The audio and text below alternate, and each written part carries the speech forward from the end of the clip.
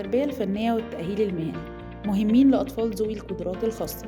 بتعمل على تنمية مهاراتهم من خلال ممارسة الأنشطة الفنية بمختلف مجالاتها وخاماتها. بتساعد على تنمية مهاراتهم الحسية، مهارات التواصل البصري والإدراك، المهارات الحركية الدقيقة والكبرى، وغيرها من المهارات.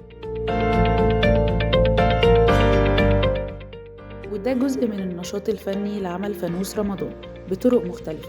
بيساعد النشاط ده على تحسين مهارات القص، تقوية أنامل الإيد، زيادة مدة الانتباه والتركيز، وتحسين التآزر البصري الحركي.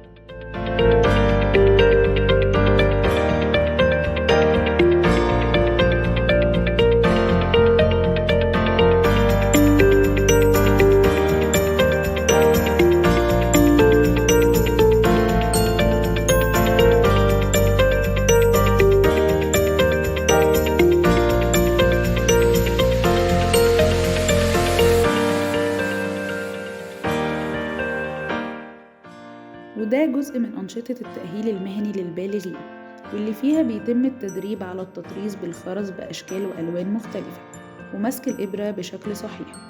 بيساعد في زيادة مدة الانتباه والتركيز، تقليل من اللزمات، تحسين المهارات الحركية الدقيقة، زيادة ثقته بنفسه، وتحقيق الذات، وبأنه إنسان منتج مثمر في المجتمع.